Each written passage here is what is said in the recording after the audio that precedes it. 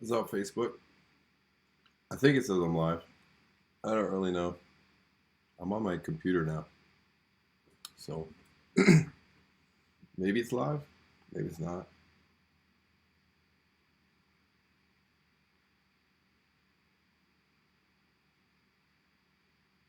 If you're watching, it's live. Sorry if I'm boring. So earlier I posted a video. Uh, Kirby said to keep it short, so I kept it short. Um, Basically, just not announcing, but sharing that I am going to have open heart surgery again. Um, so as I stated before, it was supposed to be today at 12 o'clock. I was supposed to go in at 9 a.m. and be ready for surgery, and then I'd probably be getting out about now from surgery. So it's kind of a surreal moment. It's like thinking I could have been coming out of surgery right now. But it's been a process. I've been thinking about sharing and how I wanted to share um, for a while and been meaning to. And truthfully, it's been a really emotionally heavy roller coaster. Um, and I never shared just because every time I went to post, I didn't feel like it. I just wasn't emotionally ready to do it. So I've gone through a whole roller coaster of emotions. I'll kind of share the journey a little bit. I'll share some more uh, information. But basically, um, rewind a little bit. I had almost 5 years exactly. I had open heart surgery to repair my aortic valve. Let's see if this will work. Boom.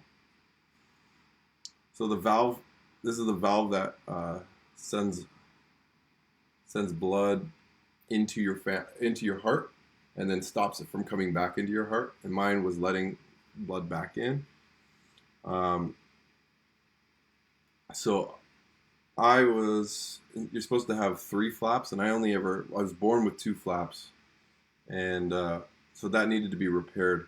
So that was successfully repaired, and that was supposed to um, last quite a long time. But for me, it was going to last not as long because of uh, this thing called calcification. Um, Essentially, the way I kind of like non-medically summarize it, it's kind of like rust. It's like a buildup that is nothing within, according to the doctors, my lifestyle or my diet. It's more genetic. Um, so that had kind of built up, and he said so my surgery wouldn't last as long. However, I on schedule probably still have 8 to 10 to 15 years um, left before that had to be repaired again. Um, so basically, after my surgery, every year I went for a follow up just to check on my heart, and every year it was fine. And they said, "We'll see you next year. See you next year." So this past December, I went for my annual checkup, and actually, my cardiologist, the one who actually discovered my heart issue when I was in university, he discovered it, he diagnosed it, and then he discovered that it needed to be worked on, and he got me hooked up with my heart surgeon, and essentially he saved my life. He actually discovered that he had a brain tumor, and he just recently passed. Um, and so when I went for my annual scan, he wasn't there, and he wasn't able to take it. And so the team said, "Well, we'll just assign somebody to kind of look over your case." So I did that early December, and I think it was like end of December or early January. A random doctor, cardiologist, called from that clinic, and didn't know him. He didn't know me. He said, "Hey, I looked at your files, at your scans, and he said there's some things that I'm not comfortable with, but I don't know. You're not my patient." So what I'll do is I'll send it to your heart surgeon for him to have a look. So for me, I didn't really have any red flags because he didn't know me, and I figured he was just being cautious. And then in February, I got a call from my heart surgeon. It was February 2nd, and it was a scheduled call, and I wasn't expecting it to be anything crazy. And he said to me, "Hey, it looks like your heart is regressing." And I was like, "Wait, what?" And he said, "Yeah, um, it looks like it's kind of going downhill faster than we expected it to go downhill." And that just gutted me. Like that really rocked me. And he said, "So I'm thinking probably in the next 4 or 5, 6 years, 4 or 5, 6 years, we'll be looking at doing another open heart surgery." And I was like really rocked by this information. And so I was like, "Okay, so what do we do next?" And he said, "We want to do some deeper imaging so that we can really track the regression." So in February, I really wrestled with this. I really struggled. I started just with a really intense mental battle. Um, I struggled a lot with PTSD, reliving a lot of the things from my rehab, my recovery, a lot of the pain, a lot of the like just emptiness, loneliness. So that was really kind of a tough month. So in February, I went back to my hospital, to the Toronto General, to the cardiac unit that did everything for me, and we did a CT scan, and it's a full body scan, really in depth. And then we planned for a follow up in July. So in July, I met with, I actually had a scan at my cardiologist at the clinic. And then a week later, I had a scan at Toronto General again. And I'm just looking up the dates, but I don't think anybody cares. Yeah, so I got scanned on July 13th, and then I had my follow-up on July 28th with my heart surgeon. And I'll show you this. This guy is world-renowned. He's the top in his field, like in the world. And I don't just say that because I'm biased, but this is like everyone who sees that he's my surgeon. He sat with me in this room, in his, I guess, like his meeting room, and he went through all of my images from every year since my surgery, from before my surgery, right in front of me on the screen. He let me take videos and pictures, and because my family couldn't be there because of COVID.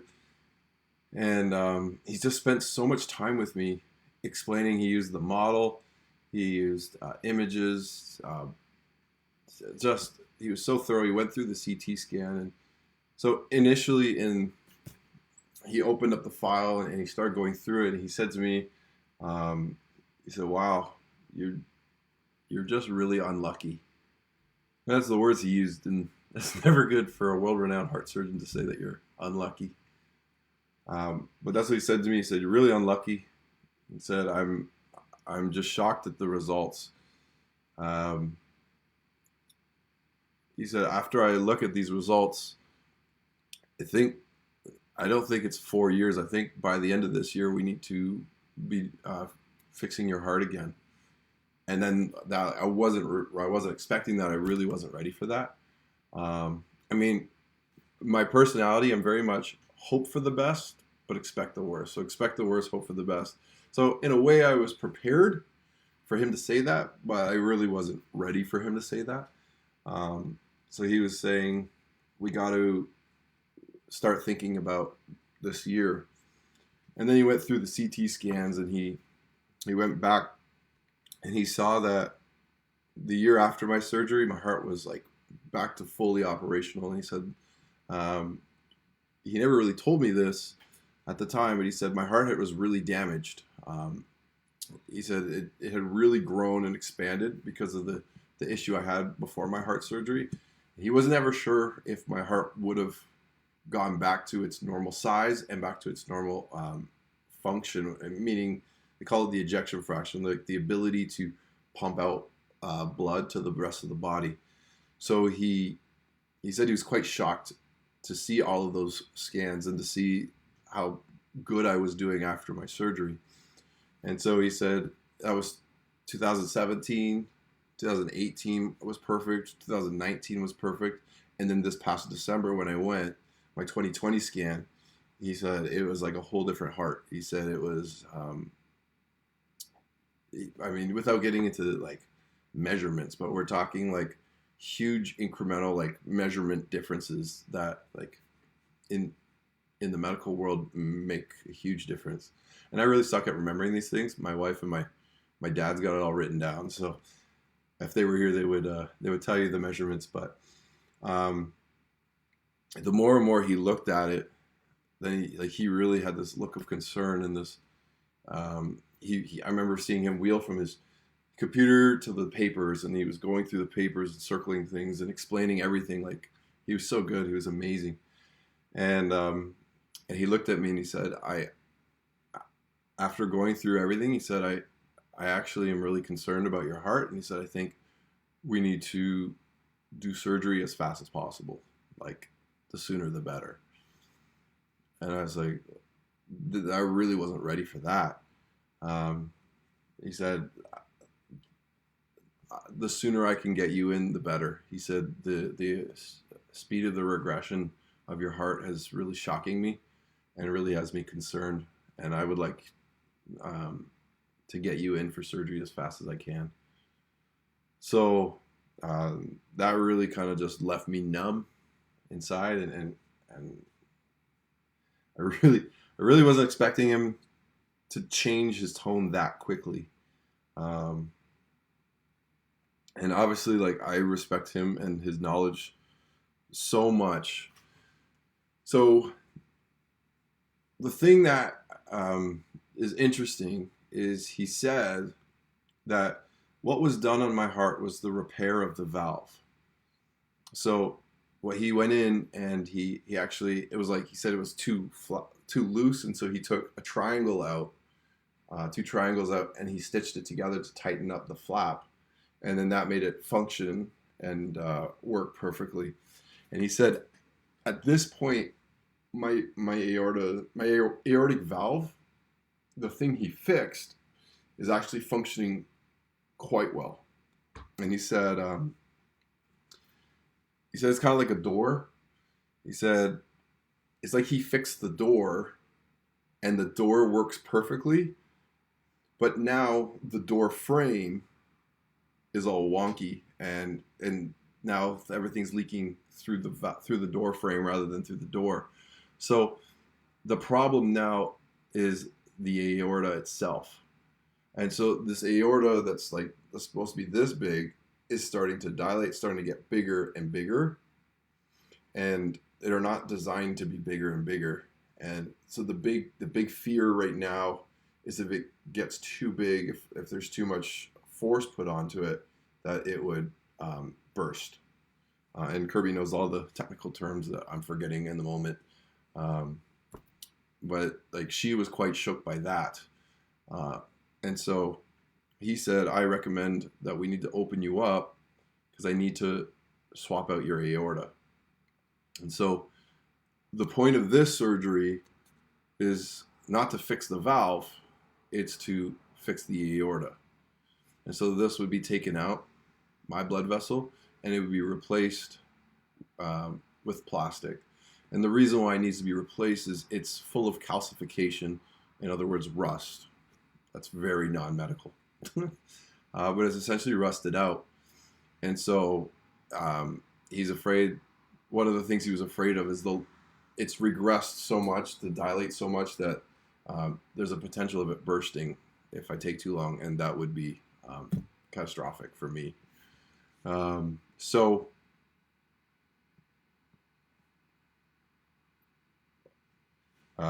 it is. Kirby says, a risk of dissection or rupture. So, thanks, Kirby. So, for that risk, he says he needs to take it out and replace it with plastic. I asked him, is there any way you could do it laparoscopically or through a blood vessel without opening me up and breaking the sternum? And he said, unfortunately, this is not possible with the technology where we're at right now. So, um, so yeah, he wants to replace that. So here's the problem though, is that my valve only has so many years left on it, and it also has rust or calcification on it. And so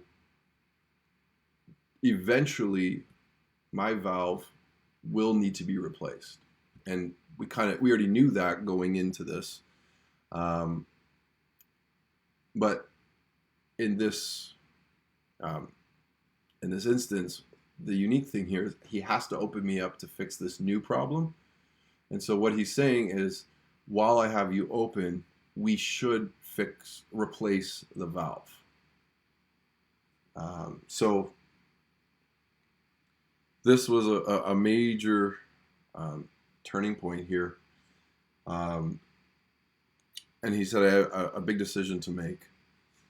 So he gave me a couple of options. One, to go like a biological direction, or one to go in a mechanical direction. So he said, no matter what, I have to have a plastic aorta. So the question is, do I want to replace my valve with a biological valve? What does that mean? So what that means, he said, is if I go with this option, he would open me up and he would have like all the different options on the table ready for whichever he felt was best. So option one, if he could just save my valve in any way, that he would try to save it. So that would probably get me about 8 to 12, maybe 15 years with my valve, assuming that nothing went wrong, kind of like where I'm at right now. But he said it's possible that it's not savable and it might only have a couple of years left on it. Option two is kind of a flex on where our medical system is at right now, is where they would take a valve from another part of my heart. It's still important, but lesser important. This is the most important. Take a valve from somewhere else in the heart and then move it to here. So I would have a real valve from me in this aortic valve location. And then they would put a mechanical valve here, which is less risky, less scary. That's called the Ross procedure. It's very intricate. I did a ton of research, watched a bunch of medical seminars on it that was full of doctors saying things I barely understood. It's just amazing that it's possible. So he said that would be kind of his option two, or plan B. And he said if plan B didn't work, then plan C would be to remove my valve and replace it with a valve that looked like this from a pig or a cow. So it would be a real biological valve from a pig or a valve. Now, when they do these types of surgeries, they recommend this option for people 80 years or older. These valves can last about 10 to 12 years, these pig valves, these cow valves. However, depending on one, calcification. So because I have calcification, it would last a shorter amount of time. And two, it's just like a car, right? A young person would drive their car more than an older person would. They would, accelerate faster. They would brake harder. They would really work the car a lot harder than someone that was of older age. So he said, well, all the literature said that anyone that was younger than 80 would definitely have less time on this valve, and they typically would have serious discussions for people 70 to 80, and anyone under 60, they most often pretty much never recommend them because they just don't last more than 8-9 years. So he said, considering my age, considering my lifestyle, and considering my my calcification buildup, he said this would probably, if I was lucky, I'd probably get about 6 years on this valve. So he said, but what I can do is after 6 years, I can go in through your groin and not do another open heart surgery and do a valve in valve. So it's like there's a valve there, and then he comes in, and then he puts a new valve within that valve, um, and that would last me, say, let's say another 6 years. So that's cool. They can only do that one time because when you put a valve inside of a valve, right, the diameter of the opening is getting smaller and smaller.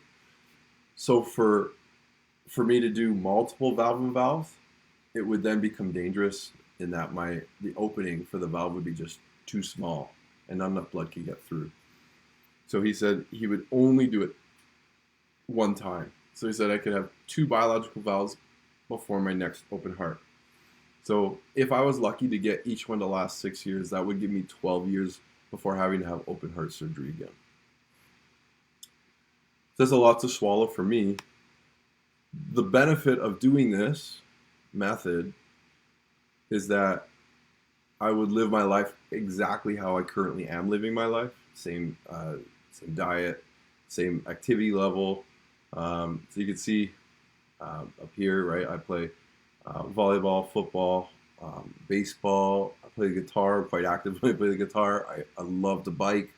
Regularly will bike, 10 to 12 kilometers.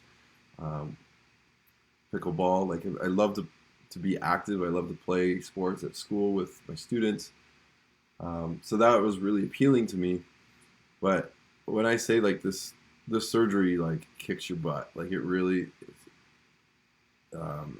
it's tough. Yeah, I don't know how else to say it. Is this sucks. So the other option that he gave me is this mechanical valve. And as you can see, it's plastic. The bonus of this plastic is I would not have any calcification buildup on it. And it would last me the rest of my life. So, I mean, obviously, if there was other factors that come into play, then I'm looking at surgery again. But there would be no planned surgery again with the mechanical valve. So this one, if I went with the biological valve, I would be accepting that I'd have surgery in the next 6 to 12 years, like another open heart. This one, I would be committing to the hope that this would be my final open heart surgery ever again. So that sounds very nice, but the problem is this is a foreign substance in our body. So when you put this into the heart, so he would remove my valve and he would replace it with that piece of plastic. So the problem is the body rejects it. The body doesn't want it there, right? It's just like when you cut your knee, it's like, okay, we got to fix this, and it starts clotting on it. Well, blood clotting in the heart is not good, what you call heart attack. So what you have to do is take these blood thinners, and it's very aggressive. You'll find it in like rat poison. It's called warfarin. And basically, it thins your blood so that it can't clot on the plastic valve. Now, this is a very serious drug, and it's literally a daily pill that I would take every day for the rest of my life.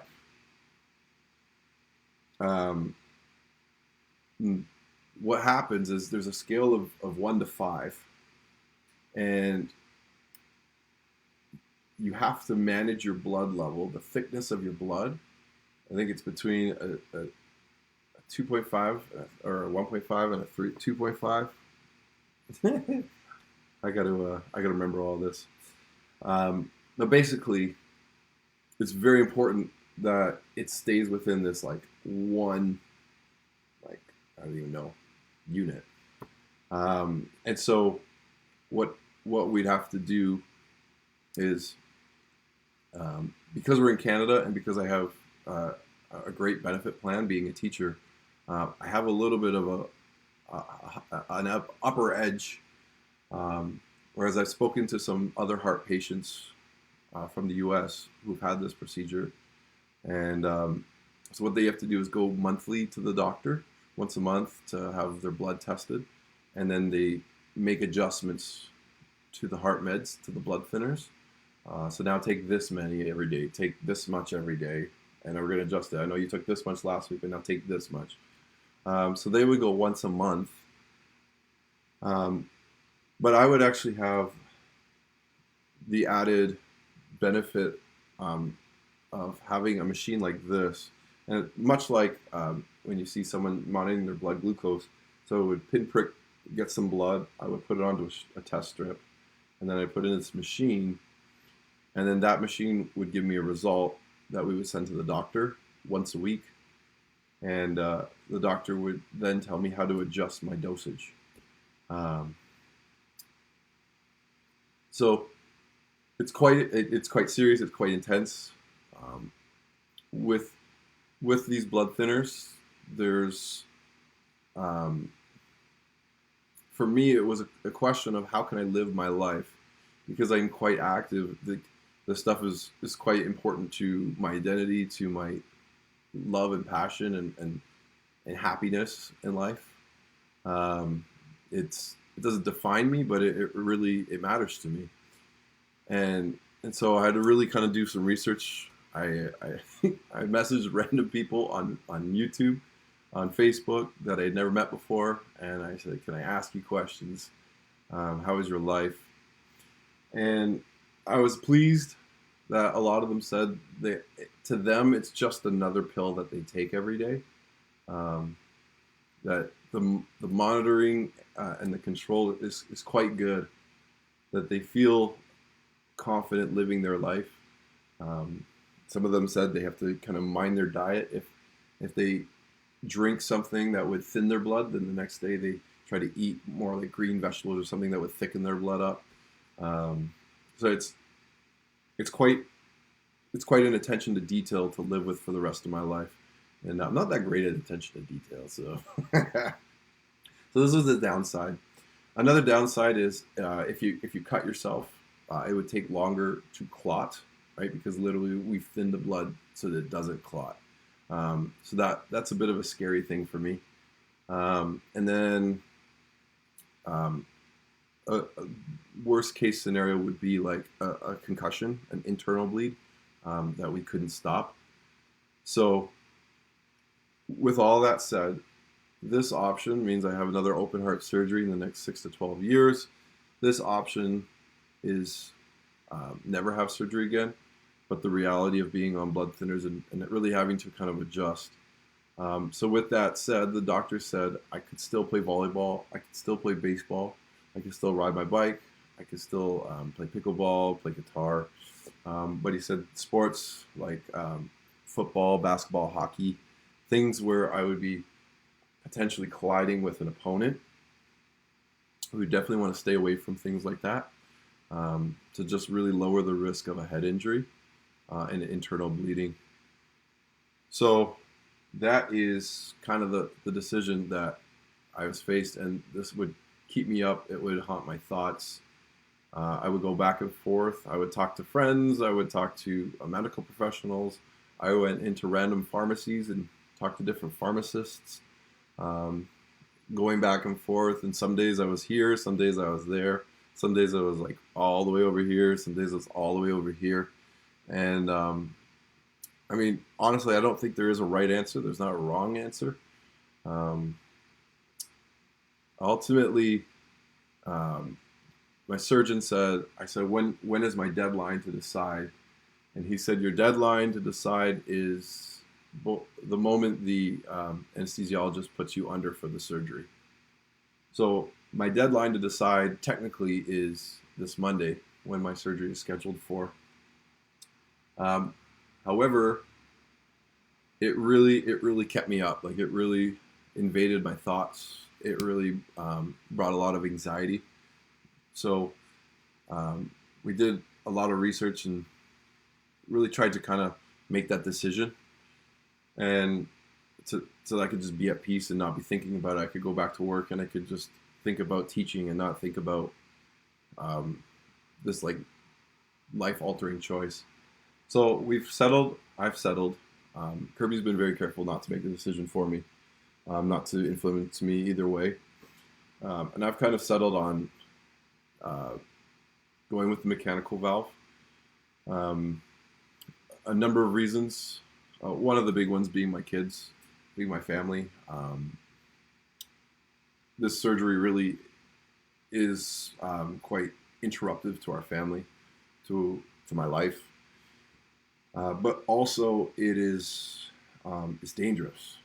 And so my heart surgeon, he said to me, he said, "Listen, if you were my son, he said I would tell you absolutely, no doubt, please do the mechanical valve." He said every time we open you up for heart surgery, he said the chances of dying are quite higher. He said on my first surgery, the chances of passing away was 1 in 1,000. He said on this one it'll be 1 in 100, and then he said on the next one it'll be like 5 in 100, and so on and so on.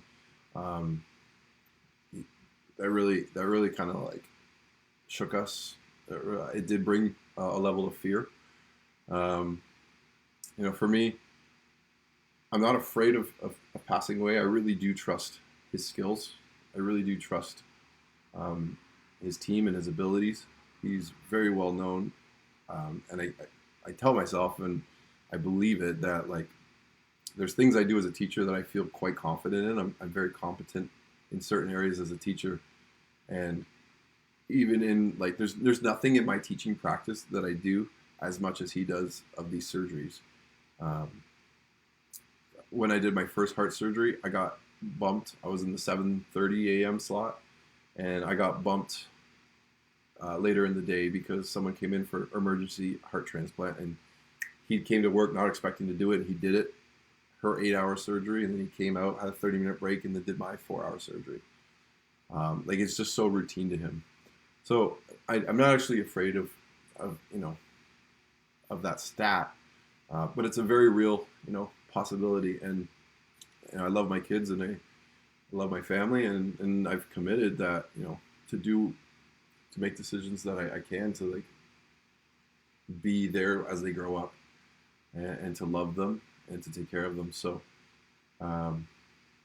taking in consideration that risk, we kind of that and other factors, in which of a main one was talking to many patients online who have had this surgery and done the mechanical valve and have been very happy with it, very happy with the quality of life that they experience.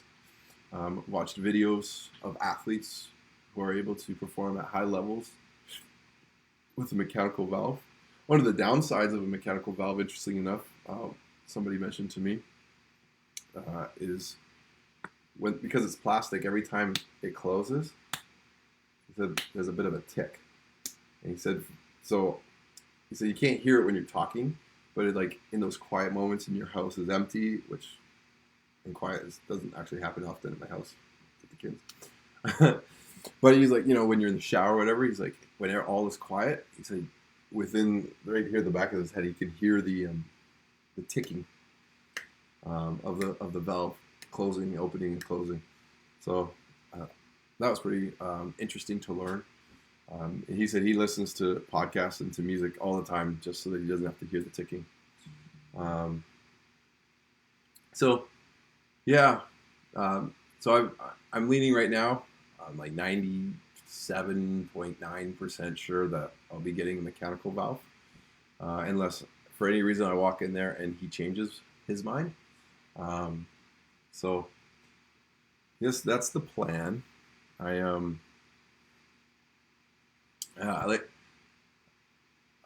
was scheduled to go today, and the hospital messaged and said that somebody needed an emergency heart surgery, and so everybody got bumped. So I have been bumped to Monday, and I have all my pre-op appointments at the hospital on Friday. And yeah, so some questions I saw on my video earlier was people asking how long is the surgery. It really depends on the situation, but I think it's scheduled and planned to be about 4, 5, 6 hours. he's very efficient. He's top in his field, and a lot of people who have shared with me that they know him, they've seen him. Some people say they've observed his operating rooms. Is that he's very efficient. He actually mentioned to me that he watches film of his surgeries. He watches stats, and he has things timed so that he can see his efficiency. And he said that he's quite proud of his efficiency. And other people who have observed his surgery say that his room is like it's almost like a dance of all the people that are on the surgical team almost know what he's thinking and are passing him stuff without him asking for it. So that's pretty cool. Interesting fact. So probably about a 4-hour surgery. They've instructed me to come in 9 a.m. and apparently normally it's normal to come 2 hours before a surgery, and my surgery is scheduled for 12. And the intake nurse I met with on last Friday, she said that this is very typical of Dr. David, Dr. Tyrone David, that he likes patients to come in extra early for their surgeries to be prepped, so that he could take me in earlier if he was able to get through his other surgery faster. So my surgery is scheduled for 12 o'clock on a Monday, and if for any reason I get in sooner, Kirby will probably post something online and let you know. And then they'll take me into the ICU, and the anesthesiologist said I'll probably be in the ICU for about 2 hours is what she told me, before they wake me up. Last time I was woken up and I was apparently having full out conversations. So my sister was there, she visited, and she said hi to me, and I had a full conversation with her, and then she went home. But when I woke up, when I came to, I was like, where's Amy? And I didn't even know that I had talked to her. So there's kind of like a stage of waking up. There's like actually waking up, and then there's cognitively waking up and having the ability to have memory. One of the scary parts of my first surgery was that when I did wake up, when they woke me up, the first thing I did was grab the breathing tube. There's a breathing tube right down, and I ripped it out.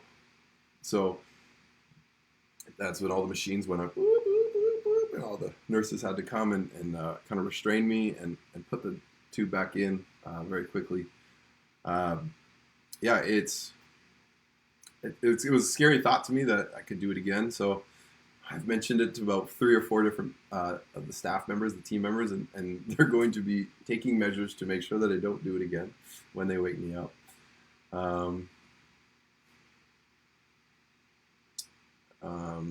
What else?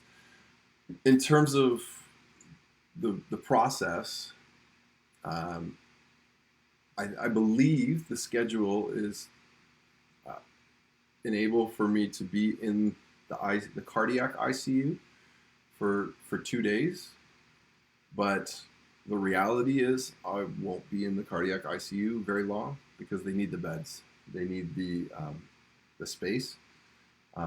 So when I had my surgery the first time, again the schedule said for me to be in there for 2 days, and I was in there for about half a day. They woke me up, and then the next morning they were trying to move me out of the ICU, even before we felt that I was ready. So they moved me out, and a number of days in the hospital. I have some photos that should be coming in. All right, so my first surgery was on Wednesday, November 2nd. So this is me being wheeled down. I've had a lot of PTSD flashbacks to this moment, just like this slow motion, just being rolled down the hall towards the pre-op room. I still remember this guy who took me there. It's super cool. Really relaxed me. We were talking about the baseball playoffs that were happening on that day. Um, this is me the day after, or the morning after, in the cardiac ICU. As you can see, I got the breathing tube in. I got IVs everywhere. They have an emergency IV. It's huge. It's right here. This is like in case of emergency. This is the fastest way to my heart. So this is like the backup IV. Um, yeah, it's crazy to see myself in that kind of situation. And then, what's the next day? And then, so here's the Friday. So my surgery is on the Wednesday. On the Thursday, this is me. And then they try to get you up and walking like right away. They don't mess around, even before I felt I was ready. So this is me learning to walk, kind of get my feet under me. Can't really hold myself fully, so they got this cart to kind of distribute the weight. And then my family had to pull the IVs. And this is about when people were able to start visiting me outside of my family. This time, in terms of visitors, I'm allowed 2 visitors, and I had to declare them. And that was interesting because I was like, definitely my wife and my mom. Wait, my dad. No, my mom. Wait, my dad. No, my mom. My dad. My mom would kill me. My dad will kill me. Well, so that was an interesting discussion. So unfortunately, one of the downsides of it being during COVID is that I will only be allowed 2 visitors for maximum 6 hours a day, and they can only come one at a time. So I can't have Kirby and my mom there at the same time. So here you see like my mom, my dad, or my nephew. It would just be me one-on-one with either my mom or my wife, and so that'll be kind of a different experience. It really did bring me a lot of joy to have so many people come and visit me when I was at the hospital.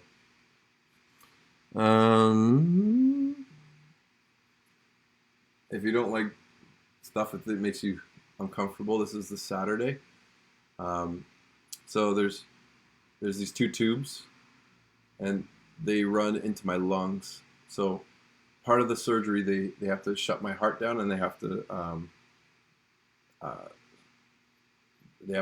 pump blood for me, and they have to breathe for me. And so my lungs have to actually be rehabbed. I have to learn to cough again, and I have to learn to use my lungs fully. So these are actually a drainage tube, and these actually left a worse scar than the actual incision. It's crazy. So it's the Saturday, and then the Sunday. I'll bump everything over. This is the Sunday. I was finally able to kind of. This is one of the physiotherapists. He was doing a lot of my breathing therapy, and then he had to teach me how to walk the stairs again. So you see, I'm walking without a cart, without an IV now. You can see my incision. Yeah, so that was kind of a crazy thing. And then on the Tuesday, I got to go home. So I was admitted on the Tuesday, the day before. I had the surgery on the Wednesday, and there was Thursday, Friday, Saturday. Oh, that's the Monday. I don't have a Sunday picture. And then Tuesday. And then from there, a lot of discomfort, a lot of long days sitting on a couch, going for short walks, a lot of pain management, medication. So these are kind of the pictures that we're kind of looking back on and remembering that time. It took about a month to really kind of comfortably go out. walking and socializing again. Um, and it takes 2 months for the sternum to heal again. So I'm looking at about Christmas time before I'm allowed to drive again. And so that'll be like a major turning point for me is about just before Christmas, because once that sternum is healed, there's a lot less pain and discomfort. One of the other things I have to deal with is when they cut me open, they they pull the kind of the chest cavity this way, and so our ribs are designed to kind of like go up and down, but never like kind of like that motion. So I had a lot of discomfort and pain that I had to have a lot of treatment on in the months following, trying to kind of recover from that. So that was an obstacle that I'm kind of not looking forward to.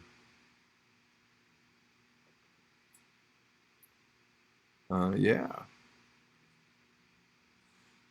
So this was my month. I was admitted on the 1st. I had surgery on the 2nd.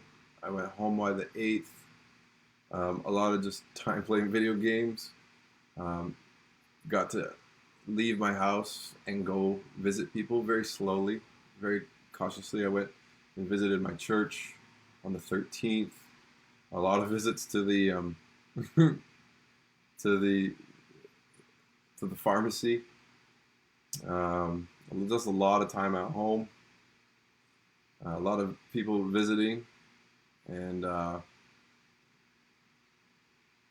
yeah. So that was kind of my month of November. In terms of my scar now, it's pretty much gone. You can't really see it. You can see the scar was from here to here. That was the incision that they made. And then this is where the two tubes were taking out.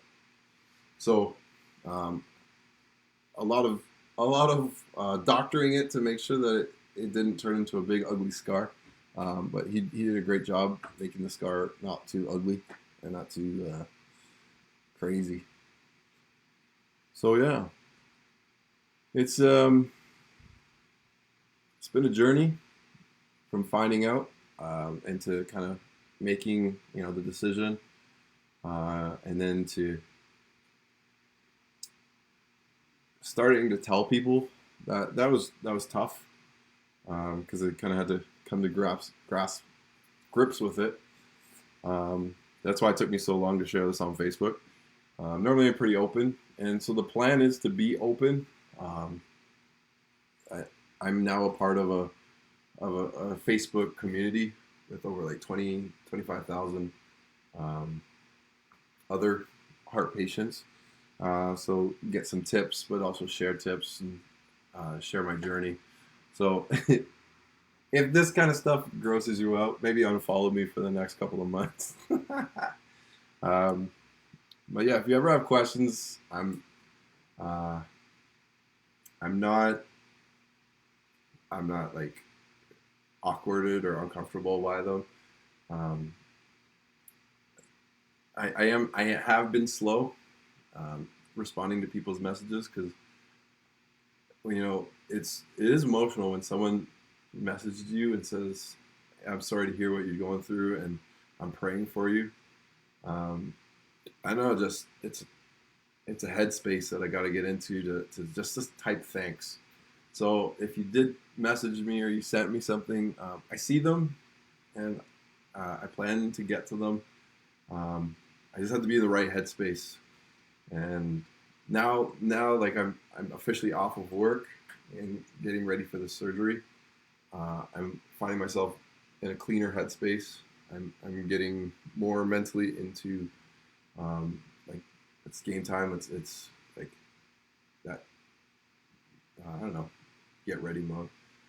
A lot of people have been asking, how can we help you? Things that like my reality is, it's a very boring and lonely couple of months. And there's no way around it, especially with COVID. It's going to be a little bit tricky. So shoot me messages. in terms of one of my oofs is that it's a lot to ask. My son is 2 years old. My daughter is 4 years old. She goes to kindergarten and he goes to daycare. And my wife and I are pretty good at team taking turns and being teammates. And at this point, she's going to be probably for the next couple of months a single parent with 3 kids and a puppy. So I've had some friends offer to take our dog for a walk, or some neighbors and friends who are going to bring their dogs just to let my dog play in the backyard, let him run off the leash and get her energy out. That's very helpful. Some people have offered meals just to help Kirby. That would be super helpful. Something that Kirby and I are not good at is asking for help. So in terms of like meals, yeah, you could talk with my parents or with Kirby. Kids are really basic, simple eaters. Kirby's a little bit more adventurous. I'll be on a brutal sodium-free diet. I lost like 30 pounds, I think, after my surgery, just from like having to simplify the diet and the lack of appetite, just being in pain so much. So I can't really say much for me, but yeah, it's just whatever would kind of alleviate things from Kirby's plate. She at this point is planning to take time off of work to be with me while I'm in the hospital, and then when I come home, we're planning to have my mom move in to help help with the kids, get them to daycare. Normally I do the mornings and I take them to school and daycare, so my mom will help with that. She'll help with some bedtimes. I won't be able to lift anything for a while, so including my kids. Won't be able to walk my dog. So that's kind of like the areas of help. We are looking, Kirby's been looking into getting a sit-to-stand power recliner rented. So if you have any contacts or hookups, that would be awesome. I remember, if you can see in this picture here, sitting in this sofa, and I just remember sitting there, and I was just tired of sitting, or I was hungry. Like I remember being starving, and being like, you can see the kitchen in the background, like that close to the food, or even like on the coffee table right in front of me. But it was just so much pain that I couldn't move to stand up in that first month. So we're looking at renting a powered recliner from like Shoppers or something, so that I can be sitting and then it can stand me up and I can be mobile, a little bit more independent. So yeah, just things. The last heart surgery, I didn't have kids. We were pregnant, and that was November, and Everly was due in February. And so this time is going to be a very different experience. I don't know what it'll look like. I don't know what it'll sound like. Things I'm afraid of. Like I'm afraid of my kids, bumping into my chest, or wanting to give me a hug and hugging me too hard, and then me being in excruciating pain. Because I'm a physical touch, so I love hugging my kids and I love cuddling with them, and that'll be hard for them to kind of comprehend is why is Daddy being so cautious and careful. And my son is not right at the understanding point right now. So you see my sister in the chat. It's dinner ideas: cheese pizza for the kids and a bento box, Makimono bento box for Kirby. Thanks, Aim. I didn't even see the chat. Thank you, everybody, for being interested and for listening and for watching. Yeah, it's taken me a while. Let's see, Miss Powers. Miss Power, my composure. It's been a while to get my composure and get into a positive headspace. I went through a lot of mental processing and anxiety yeah, like I said, PTSD, a lot of flashbacks. I keep flashing back to just swimming endlessly in the pool, and for most people that'd be very peaceful, but I have ADHD, and my thoughts, my brain never shuts off, it never stops. It's very overwhelming, and so I've done things like we bought underwater headphones so that I can just have like music or podcasts going during those times to kind of quiet my thoughts. Yeah, just trying to take measures, trying to get in contact with a therapist. One of the patients that I spoke to, he said it's pretty much inevitable that as a heart patient, this recovery is going to bring us into a time of mental health, into a period of depression. And that's not really a fun reality, but he said it's a reality that if we can anticipate it and plan for it, we can have a better chance of coming through it and in a positive way. So trying to reach out to some therapists who typically work with trauma and PTSD to try and walk me through this to avoid any serious bout of depression. Yeah, it's been a journey, and it's going to continue to be a journey. Yeah, so thank you for watching. Thank you for praying. Thank you for messaging me. Thank you for messaging Kirby, my family. In terms of visitation, there is no visitation at the hospital because of COVID.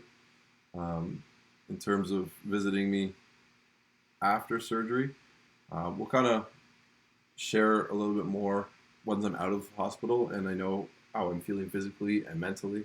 My memory is like it was really helpful to have visitors, break up the monotony of the day, and to make bring a smile to my face and whatever. So we'll probably be leaning towards asking for visitors.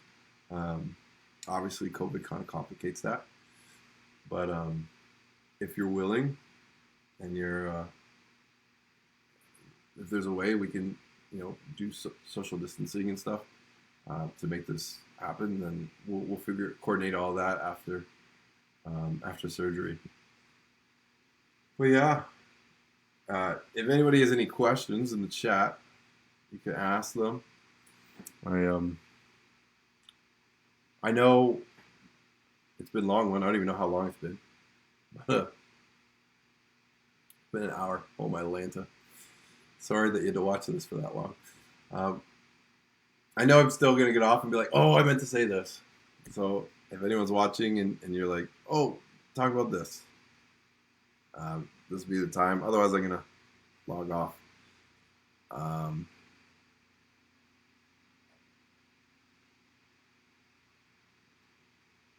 Yeah, I guess another idea that came to my head was Everly's very big into art and art center and activities, and my teaching partner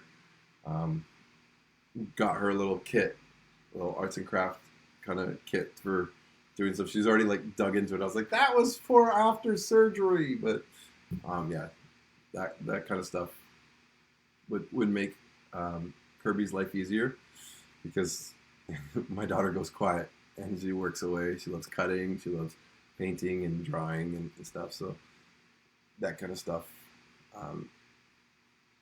is an idea. Well, thank you for watching and journeying with me. We will be doing live Facebook Lives often from the hospital. If you feel uncomfortable, seeing me in like a state like this, then you don't have to watch it. But we're going to be doing it. It's been interesting as Facebook reminds me, the whole memories, like 5 years ago it was this. So that was kind of helpful to even myself journey back through those Facebook memories.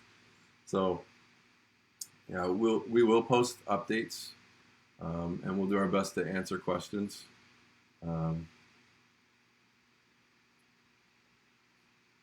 I think I closed it. I'm just trying to see my month in view.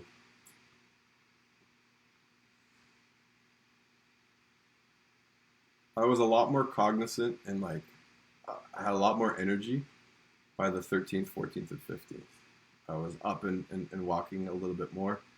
Um, so after about 2 3 weeks, I'll have a bit more energy for messaging people and for those sorts of things.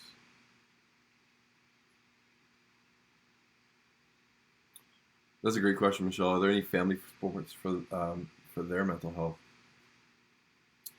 Yeah, it's a great question and something that um,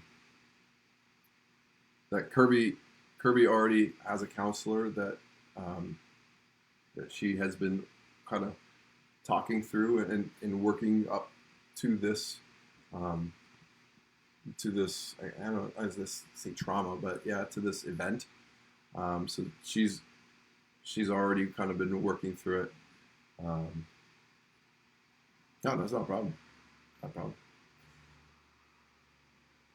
Yeah, Kirby's really good at being proactive in that kind of stance, and she actually really pushed me to proactively get in touch with a therapist, a counselor. So I am very much pro counseling and pro therapy, and I don't think it has a stigma or anything. Um, I think they do incredible work. So yeah,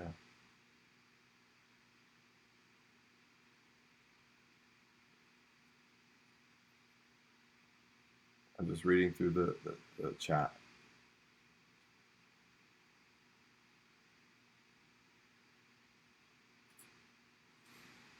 So I see Melanie. What's up, Mel? Mel asks how long my recovery will be. So it's a minimum of 2 months for the sternum to heal. So I'm not allowed to drive for 2 months. Um, once my sternum heals, then they kind of like they really kick things into high gear. Um, I imagine they'll be pushing me back to work by February. So that's kind of what I told my principal, my boss. I've told my class, my LTO, who's taking over my class for me, is that the plan is February. Um, the last time I had heart surgery, I was in a very difficult classroom, and I was also we had a new baby, so that really complicated my recovery. So in terms of comparing it, I imagine I'll be back to work a lot sooner this time than I was last time. Um, very different kind of set of circumstances. With that said, though, it's really hard to say. But at last time, so I had my surgery November 2nd, and I played baseball in the summer. These surgeons and cardiologists are I don't want to say prideful, but they take pride in their work, and they take pride in getting us back into life and normal working conditions. So yes, last time they were pushing me back about February to work, and I personally didn't feel ready. I didn't feel safe to go back to work, and so I didn't go back to work in February. Um, but then we were able to go back 3 mornings a week, and then it was 5 mornings a week, and then it was 3 full days a week, and then we slowly worked back into 5 full days. So um, I I'm anticipating about February, March, kind of feeling like myself again. Um, I put up my Christmas lights, cleaned out, did a lot of winter prep. Um, as I was putting up the Christmas lights, I didn't turn them on yet. I was thinking to myself, probably the next time I feel good enough to be, doing something this active will be when it's time to take the Christmas lights down. So that gives you any indication. Let me go back to the chat. Thanks for that. That's a good question.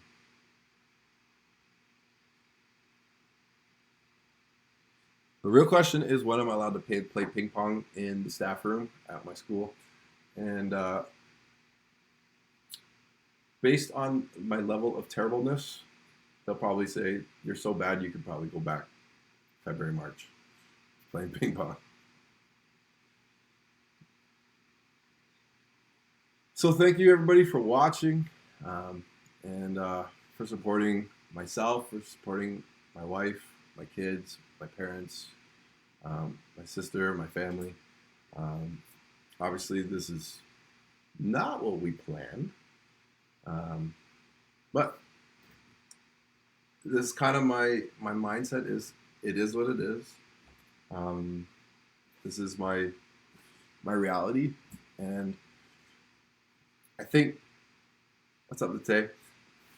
I think most parents would kind of understand that I'm very much of the mindset of, I'm glad it's me.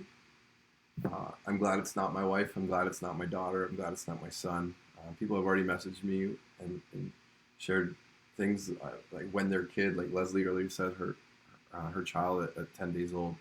I'm glad that it's me. I'm actually glad it's not my mom or my dad that they have to go through this and journey through this. I think in my physical condition, my body's ready to take this on, to tackle it, to overcome it, and get back to work. So that's kind of my mindset. It is what it is, and I'm relieved and I'm happy that it's me and it's not my other family members. So, Michaela, the new Mrs. Hall. Thank you so much. So yeah, thank you. I'll probably do a post or a Facebook Live or something when I get to the hospital on Monday, because that's what I did last time. That's when I was like, I'm here, I'm outside, and it's kind of surreal to look back at that video. So I'll see you on the flip side, downtown Toronto, and then I'll see you after the surgery. Kirby will do a Facebook Live from the ICU with my awesome nurses, and yeah, I'll have to figure out how to stop this live stream. Project Jeremy Nate, yes. All right.